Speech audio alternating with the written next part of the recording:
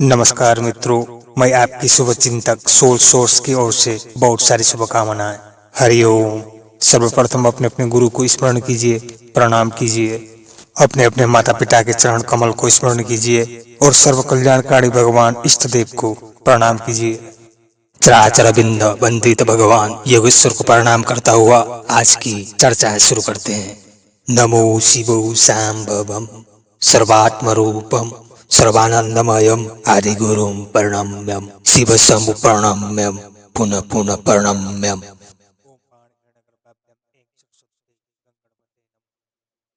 सापेक्षता के भीतर यह जगत द्वैत है। मैं तुमसे भिन्न हूँ, वह मुझसे भिन्न है। उसकी प्रकृतियां भिन्न है, गुण भी उसका अपना अपना है। इसको चाहकर भी हम एकीकृत नहीं कर सकते, क्योंकि यह और उसकी अस्तित्व सापेक्षतः भिन्न ही है, निरपेक्षतः नहीं। स्वापेक्षता की मूल आधार ही द्वैत है। दो न हो तो उसके नियम किस पर लागू करेंगे? दो है व दो से अनेक, तभी तो सिद्धांति है। पर इसकी भी एक परिसीमा है, एक दायरा, जहां से आगे इसकी पहुंच, प्रभाव व अस्तित्व समाप्त होता है। उसी को हम योग कहते हैं। अनेकत्व जहाँ एकत्व में समाहित हो जाए व एक रस हो जाए, तो वहीं से सापेक्ष की यात्रा निरपेक्ष में बदल जाता है। यह निरपेक्षता क्या है? यह निरपेक्षता समएक्यता की पृथक विकल्प शून्य व विकल्प का भी सोपे एकत्व की क्षण है। और द्वैत शून्य शुद्ध है, सुस्त है, शांत है और समर्थ। शून्य को इन गुणों से भिन्न नहीं किया जा सकता, क्योंकि शून्यता का उपरोक्त ही गुण है। इस अर्थ द्विआयामी सत्ता जब सापेक्ष से निरपेक्ष एकत्व में आ जाता है, तो यौगिक परिघटनाओं की जन्म होना शुरू करता है। जैसे बल्ब इलेक्ट्रिसिटी से प्लस हो गया वह योग, तो नए घटना का जन्म हुआ।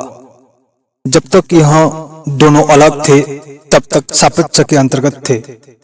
जब इन दोनों की मिलन हुआ वह योग, तो निरपेक्ष हुए, अर्थात हुए नहीं, स्वतः सापेक्ष का अंत हुआ, निरपेक्ष की जन्म हुई।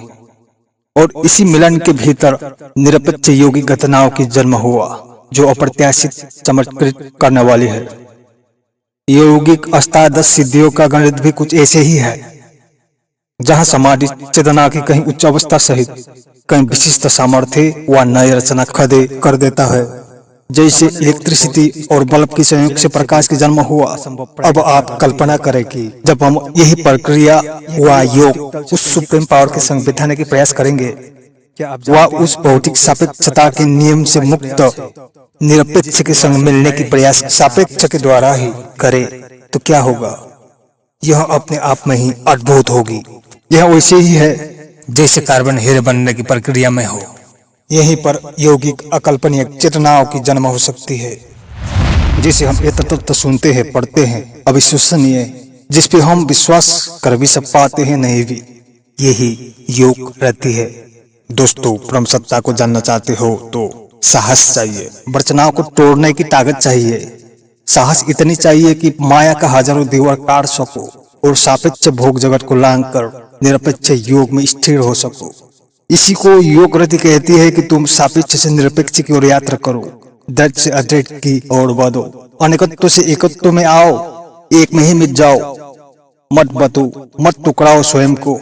जितनी तुम सापेक्ष योग के संसार के लिए बतोगे, उतना ही तुम्हें वो हलूस कर निरपेक्ष आत्मा से दूर ले चलेंगे।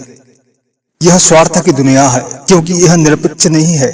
सापेक्ष के लिए तुम एक साधन मात्र हो, गुलाम। इसी बंधन को भंग करने के लिए हम निरपेक्षतः यौगिक उत्थान को चाहते हैं। द्वैत सापेक्ष साधन की स्वामी भाव में यौगिक उपयोग के द्वारा जन्म जन्म के पास और कर्म बीजों को मिटाने के लिए, जट तंद्रा को तोड़ने के लिए सुप्रीम पावर के पास पहुंचते हैं। उपासना रूप नौका से समस्त पाशविकता, अज्ञानता, वृत्तियां, वासनाएं स्वयं पे जीता हुआ उसको भंग कर आगे बढ़ते हैं व उसकी प्रयास करते हैं। सत्यार्थी मित्रों, असुत्व तो इस जगत में जन्मजात सिद्ध है ही, तसर्थ इसकी उल्लंघन इसी में कर देवत्व और विज्ञान विकास की ओर बढ़ते हैं। अपराभूत जगत की उपासक पशु समान ही है। यह अविद्या की उपासना है, उपनिषद कहते हैं। इस अविद्या से विद्या की उपासना, अपरा से परा की खोज, भोग से योग यात्रा की ओर गति है, जिसके द्वारा उच्चतर साधक मृत्यु को लांग अमृत तत्व को जानते हैं।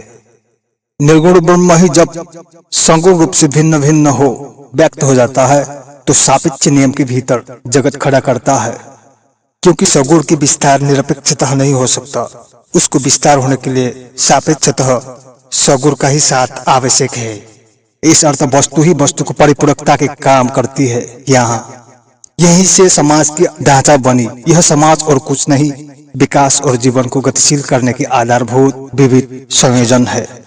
जब हम इसी विकास ऊर्जा और आधारों को आध्यात्मिक उत्थान और विकास में लगाते हैं तो योग का रूप बनता है वह तंत्र का, जो सगुण संसार की तमाम बंधन, बाध्यता, प्रभाव, दोष और वासनाओं से मुक्त हो निरपेक्ष प्राचैतन्य कार्य कारणातीत ब्रह्म को पाने की प्रथम प्रयास बनता है। सगुण जगत में सौंदर्य की, श्री की दर्शन योगी तब कर सकता है जब वह इसकी बंधनों से, विकारों से और वासनाओं से मुक्त हो चुका हो, निरपेक्ष हो गया हो। इसी संदर्भ में श्री गीता जी में एक सांख्य दर्शन से संबंधित अद्भुत सूत्र आता है। कारण रूप शक्ति की प्रेरणा से ही यह कार्यभूत जगत सक्रिय है। इसकी कार्यों में जो तटस्थ है वो ही इस जगत में सुखी से रह सकता है, सुखी से जी सकता है और इस जगत से पार पा सकता है। इन्हीं कार्य कारण की सम्मति व ज्ञान से हम संभूति की ओर देखते हैं, जिसके असंख्य विभागों में हम मूलतः उसी को देखते हैं। इसको जानकर साधक निर्विकार शांति को पाता है। ध्यान और भक्ति से सूक्ष्म, पवित्र और क्या हो सकता है। ये समस्त दर्शन और शिक्षा की समुच्चय निचोद है ध्यान और भक्ति। ये परम विज्ञान है। भ्रांत धारणाओं से मुक्त चित्त ही ध्यान और भक्ति को जान सकता है। ये अत्यंत सहज है। बुद्धिमान अपने भीतर ध्यान और भक्ति के विकास करते हैं। धन्यवाद। हरि ओम।